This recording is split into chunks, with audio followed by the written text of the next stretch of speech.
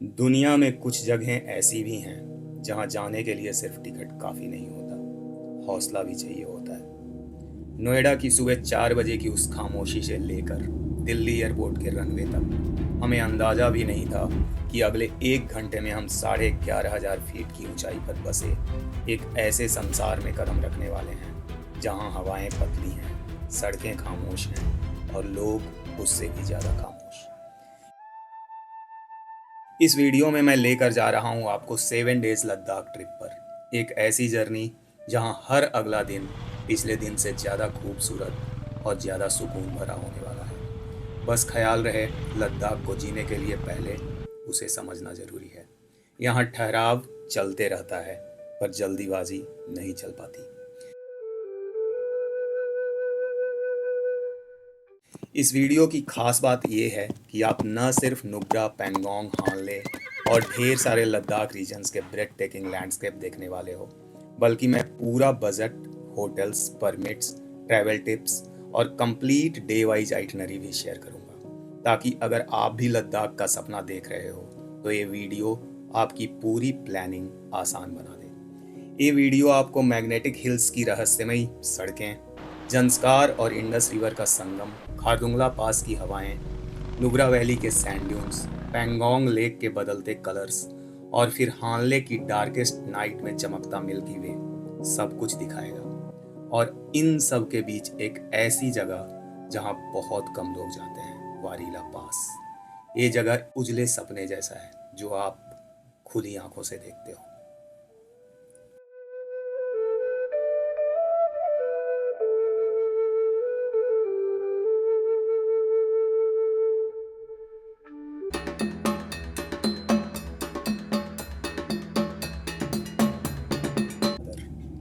सुबह के करीब 8 बज रहे होंगे जब पहली बार हमारे लद्दाख पर कदम पड़े।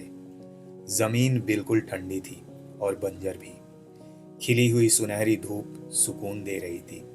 लोगों में ठहराव था, सब कुछ एकदम सामान्य। फिर धीरे धीरे महसूस होना शुरू हुआ, पतली सी हवा, कम ऑक्सीजन और वो हल्का सा भारीपन। लद्दाख हम पर अब अपनी कहानी लिखना शुरू कर चुका था।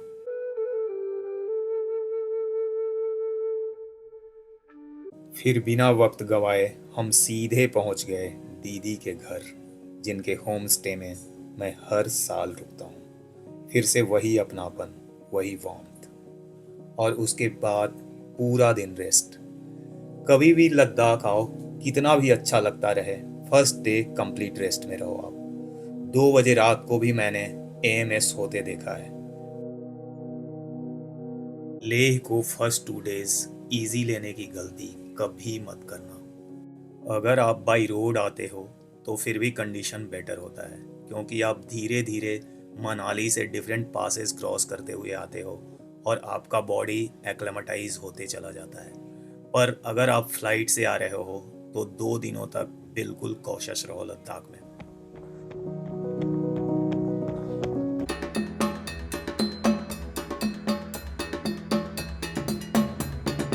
जहाँ मैं ठहरा हूँ उसका गार्डन देखो, और इस गार्डन के ठीक सामने देखो ये स्टॉक कांगड़ी का व्यू। कितना ही प्यारा व्यू है। आप थोड़े शहर से दूर रहते हो, ज़्यादा नहीं, ले मार्केट से 2 किलोमीटर दूर है ये प्रॉपर्टी, पर वर्थ है।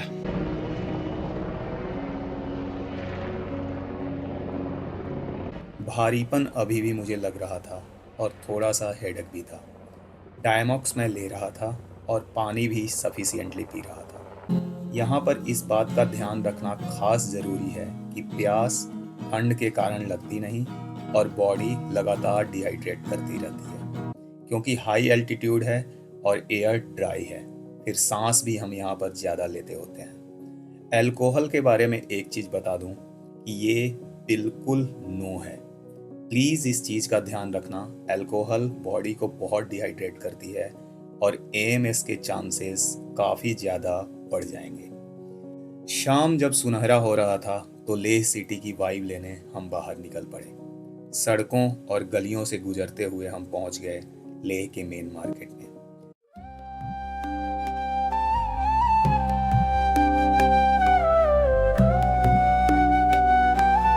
रात में हमने नुब्रा, पेंगोंग, हानले सबका परमिट लिया और आपके लिए लिंक डिस्क्रिप्शन में दे रहा हूँ। आप इसी लिंक को फॉलो करके अपने लिए परमिट ले सकते हो। लद्दाख की परमिट के लिए आप गूगल पे जाओ और किसी भी जगह का नाम टाइप कर दो। जैसे मैंने किया नुब्रा वैली परमिट ऑनलाइन। उसके बाद सेकंड लिंक को आप खोलो और इसको खोलने के बाद कुछ हेल्थ एडवाइजरी आएगा, उसको ज़रूर पढ़ लो लद्दाख के लिए। और फिर एक आजकल काफ़ी लोग फ्रॉड कर रहे हैं वहाँ परमिट के चक्कर में, इसलिए नोटिस है, तो इसे देख लो। और फिर आप इधर राइट साइड में डोमेस्टिक को क्लिक करो। डोमेस्टिक को जब क्लिक करोगे तो ये एक नया खुलेगा टैब आपका। यहाँ पे पहले बताया गया है कि फॉरेन नेशनल्स को क्या क्या डॉक्यूमेंट्स चाहिए, क्या क्या उनके लिए रेस्ट्रिक्शंस हैं, और फिर आप इस फॉर्म को भरना स्टार्ट कर दो। सबसे पहले नेम और फिर मोबाइल नंबर, फिर कॉन्टैक्ट एड्रेस, ये सारे डिटेल्स भर दो। और यहाँ पे पेमेंट आप डायरेक्ट करना चाहते हो या थ्रू एजेंट करना चाहते हो, कब से आपको परमिट चाहिए, ये सारे डिटेल्स आप भरोगे। तो फिर रजिस्ट्रेशन पे क्लिक करोगे तो नेक्स्ट जो पेज खुलेगा उसमें पूरे प्लेसेस के डिटेल्स होंगे। तो जिस जिस प्लेस को आप घूमने वाले हो वहाँ का परमिट क्लिक करो और पेमेंट कर दो। आपका रजिस्ट्रेशन और फिर परमिट जनरेट होकर मेल पे आ जाएगा। ये हमारे नॉर्वू भाई हैं, यही हमें घुमा रहे हैं पूरा लद्दाख। पहले हमें नुब्रा ले जाएंगे, फिर पैंगोंग, और उसके बाद कहाँ हानले लेकर जाओगे। लेह की आज की सुबह एक्साइटमेंट अलग लेवल का था। लद्दाख के अलग अलग कोनों को तलाशने का वो उत्साह, वो रोमांच, वो उमंग। नॉर्वू भाई गाड़ी लेकर हमारा वेट कर रहे थे। आज का प्लान है नुब्रा की बर्फीली वादियाँ, जहाँ डेजर्ट भी है और स्नो भी। लेह से जैसे जैसे आप ऊपर की तरफ चढ़ते हो, हवा की धार और भी ठंडी और भी पतली होती जाती है। लद्दाख का असली चेहरा थोड़ा थोड़ा सामने आने लगता है, जहाँ बादल और बर्फ के बीच आप एक पार्टिकल की तरह चलते रहते हो। अभी हम लोग साउथ कुल्लू पे हैं। यहाँ से खारदुंगला पास ऑलमोस्ट 16 to 18 किलोमीटर है। साउथ कुल्लू पर परमिट दिखाने के बाद जैसे ही आप आगे बढ़ते हो, बर्फबारी आपका स्वागत करती है। पथरीली सड़कों के बीच से गुजरना बताता है कि माइटी खारदुंगला बस अब आने वाला है। अभी मैं खारदुंगला टॉप पे हूँ, ऑलमोस्ट 17,900 फीट पे। यहाँ पे थोड़ा आज स्नोफॉल हो रहा है, वेदर थोड़ा खराब हो गया है। कल तो काफी धूप थी। अभी हम लोग नुब्रा जा रहे हैं और इधर मेरे बैकग्राउंड में देख सकते हो, यहाँ पे आपको थोड़ा सा छोटा सा कैफे भी है। आपको यहाँ पे वाटर मिल जाता है और रेकमेंड किया जाता है यहाँ पे कि 5 से 10 मिनट से ज्यादा आप ना रुको, क्योंकि नोजिया, वॉमिटिंग, ये सब फीलिंग आने लगती है। कुछ देर उस मौसम को महसूस करने के बाद हम नीचे उतरते हुए नॉर्थ कुल्लू पहुंचे। अभी नॉर्थ कुल्लू पे मैं खड़ा हूँ, जिसकी हाइट करीब 15,250 फीट है। इतना अनईजी नहीं फील हो रहा है। अभी खारदुंगला पे भी हम लोग करीब 10-15 मिनट रुके हुए थे। थोड़ा सा मुझे वाइब्रेशन सा फील हो रहा था हाथ में, पर वैसा डिजीनेस या हेडेक ऐसा कुछ तो नहीं आया। नॉर्थ कुल्लू बहुत सुंदर है। जब भी आप यहाँ रुको, बैक साइड में ये स्ट्रीम है, जहाँ भी आप चाय मैगी खाने रुको तो पक्का पीछे उतरो, नीचे उतरना पड़ेगा आपको, और ये बहुत सुंदर जगह है। इसके बाद हम सीधे नुब्रा वैली की उस खूबसूरत मोनेस्ट्री पहुंचे, जहां पहाड़ों के बीच की शांति बिल्कुल अलग ही सुकून देती है। डिस्किट मोनेस्ट्री। यहाँ से पूरी वैली ह्यूज लगती है। चोटी पर मैत्रेय बुद्धा और सामने स्योक रिवर का अनंत विस्तार। आपको लगेगा आप सपनों की दुनिया में आ गए हो। डिस्किट मोनेस्ट्री के बाद हमने होटल में चेक इन किया और हुंडर के सैंड ड्यून्स में फिर निकल गए। और ये भाई मुझे मिला है यहीं पे नुब्रा वैली में। देखो ये अपना फुनसुक वांगड़ू है। भाई आपका नाम क्या है? मेरा नाम देवा। देवा, किस क्लास में आप पढ़ते हो देवा? मैं 8th में। 8th में। हाँ जी। और आपका गांव कहाँ है? मेरा गांव वो ऊपर है। अच्छा, ऊपर की तरफ। तो अभी रात में आप जाओगे गांव? हाँ जी। ओके, गुड, थैंक यू देवा। वेलकम। इस सैंड ड्यून्स में आपको डबल हम्प के कैमल देखने को मिल जाते हैं, जो सेंट्रल एशिया से सिल्क रूट के थ्रू ट्रेड के लिए यूज किए जाते थे। अब ये यहीं रहने लगे हैं और यहीं के हो गए हैं। ये प्रकृति का अद्भुत नज़ारा यहाँ पे आप देख सकते हैं, जो कि एक फॉरेस्ट एरिया। इस तरफ जो है आपको फॉरेस्ट भी दिखेगा और थोड़े दूर के पहाड़ी पे आपको बर्फ से ढका हुआ पहाड़ी भी दिखेगा। और यहाँ पे अगर देखेंगे तो पूरा सैंड का भी, जैसलमेर का भी जो है मजा आप ले सकते हैं। और थोड़ा सा और दूर पे अगर देखेंगे तो एक स्ट्रीम भी फ्लो कर रही है।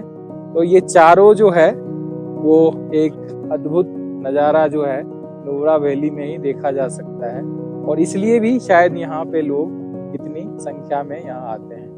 पूरी शाम रेगिस्तान की खूबसूरती और खामोशी में गुजरी, रात हुंडर विलेज की गोद में। कल एक नए सफर पे चल देना है, एक नई मंजिल की तरफ।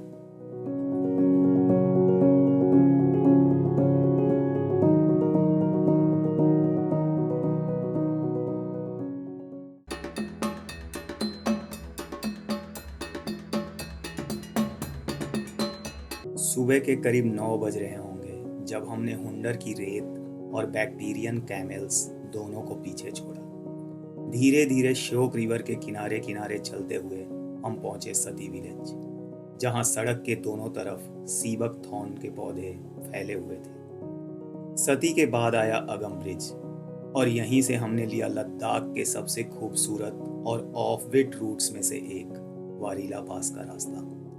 जैसे जैसे गाड़ी ऊपर चढ़ रही थी, पहाड़ों के बीच बहती छोटी छोटी वाटर स्ट्रीम्स और बर्फ से ढकी चोटियां पूरे रास्ते को स्कॉटलैंड के प्लेन्स जैसा बना रही थी। 16,000 फीट पे चल रहा है भाई।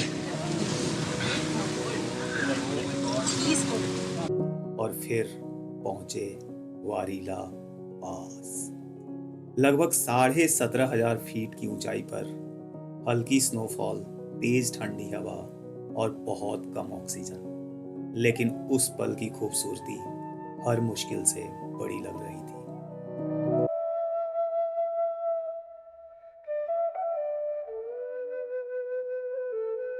अभी मैं वरीला पास पे हूँ।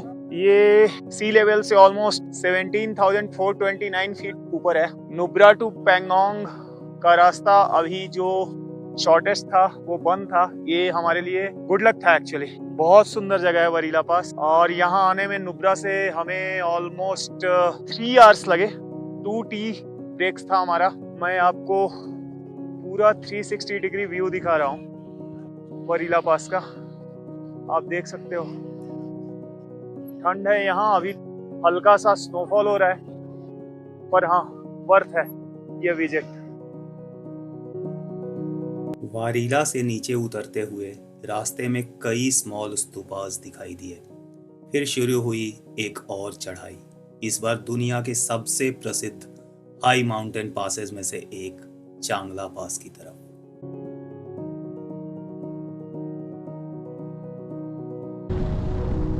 और फिर चांगला से नीचे उतरते हुए दुर्बुक पहुंच गए। आपको मैं यहाँ पे बता दूं कि दुर्बुक इंडिया के लिए बहुत स्ट्रैटेजिक लोकेशन है, और यहीं से फेमस गलवान वैली का रास्ता भी कटता है। अंकल ये घर आपका यहीं है दुबरुक में? हाँ जी जी। और ये शॉप कब से है? ये शॉप से अभी लगभग 5 साल से ही चल रहा 5 साल से चल रहा है, मतलब कोविड से पहले से ही चल है। रहा है। और दुबरुक से पैंगोंग कितना डिस्टेंस यहाँ है? से शूटिंग पोल तो 45 किलोमीटर। 45 किलोमीटर, तो ऑलमोस्ट कितना, 1 घंटा 1.5 घंटा लग जाता है। पौने 1 घंटे। अच्छा, 45-50 मिनट में हम लोग पहुँच जाएंगे। जी जी। Thank you uncle. Okay bye. फिर दुर्बुक में परमिट चेक कराने के बाद करीब 50 मिनट का सफर, और अचानक पहली बार दूर से दिखी पैंगोंग लेक।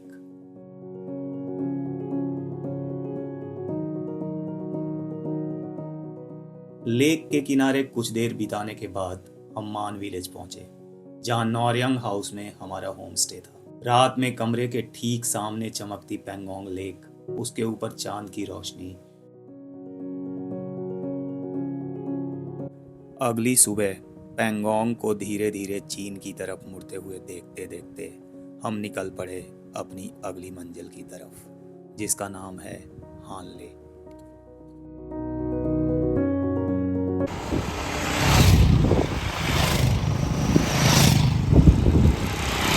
सुबह के करीब 10 बज रहे होंगे। पैंगोंग की नीली लहरों पर आखिरी नजर डाली और एक भारी मन के साथ अपना रुख कर दिया हानले की तरफ। पैंगोंग से आगे बढ़ते ही धीरे धीरे टूरिस्ट वाली भीड़ पीछे छूटने लगी। रास्ते और ज्यादा रॉ, और ज्यादा शांत और ज्यादा खूबसूरत होते गए। सबसे पहले हम पहुंचे चुशुल विलेज, जहां परमिट चेक होता है। ये सिर्फ एक गांव नहीं बल्कि इंडियन आर्मी के द्वारा लिखी इतिहास को महसूस करने वाली जगह है। चुशुल से आगे बढ़ने के बाद हम पहुंचे रेजांगला, वही जगह जहां 1962 के वॉर में भारतीय सैनिकों ने आखिरी सांस तक चाइना से लड़ाई लड़ी थी। पहाड़ों के बीच बना वो वॉर मेमोरियल, हवा में गूंजती खामोशी और वहां पर लिखी हुई कहानियां उस जगह को सिर्फ एक लोकेशन नहीं रहने देती।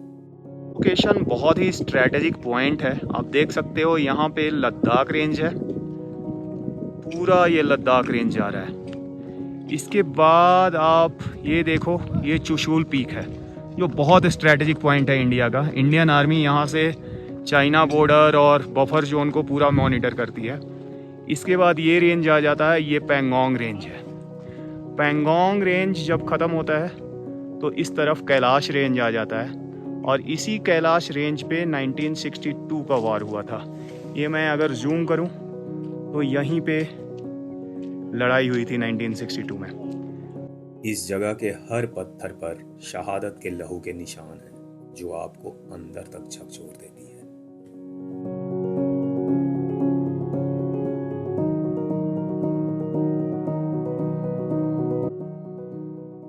रेजांगला से निकलने के बाद सागा विलेज और कई छोटी छोटी जगहों को क्रॉस करके हम पहुंचे लोमा। लोमा से एक रास्ता वापस लेह की तरफ कट जाता है और दूसरा मुड़ता है हानले की तरफ। हमने लेफ्ट लिया और नियोमा को पार करते हुए कई घंटों के सफर के बाद पहुंचे हानले, भारत की सबसे डार्क जगहों में से एक। इतनी कम लाइट और पॉल्यूशन कि आसमान सचमुच जिंदा लगने लगता है। शायद इसी वजह से यहाँ पर 2-3 ऑब्जर्वेटरीज बनाई गई हैं।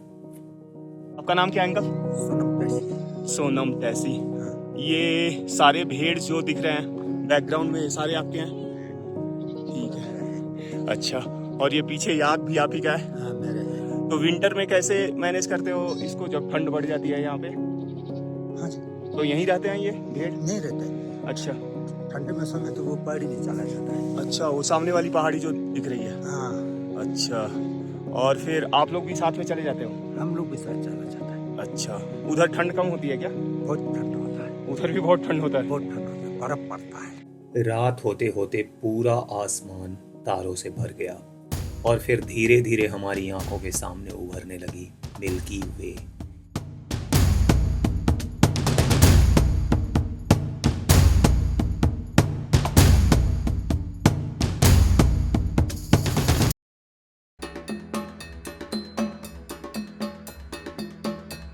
हानले की सुबह बहुत खूबसूरत होती है। हम लोग अब लेह लौटने के लिए तैयार हो रहे थे, पर जाने से पहले मैं एक चीज ऐड करूंगा कि अगर आपके पास एक एक्स्ट्रा डे है तो यहाँ से करीब 90-95 किलोमीटर्स पे उमलिंग ला पास है, वो आप जरूर देख कर जाओ। हमारे पास टाइम की कमी थी इसलिए हम लोग उधर नहीं जा पाए। हानले से निकलने के बाद हम सीधा पहुंचे लोमा, जहाँ से एक रास्ता पैंगोंग की तरफ मुड़ता है और दूसरा सीधा लेह की तरफ जाता है। लोमा के बाद रास्ता धीरे धीरे खुलने लगा। विशाल वादियां, सुनहरे पहाड़ और दूर तक जाती एकदम सीधी सड़कें। माहे ब्रिज को पार करते हुए और सिंधु नदी के किनारे चलते हुए धीरे धीरे सभ्यता वापस आने लगी। करीब 5 से 6 घंटे के इस खूबसूरत सफर के बाद हम वापस लेह लौट चुके थे।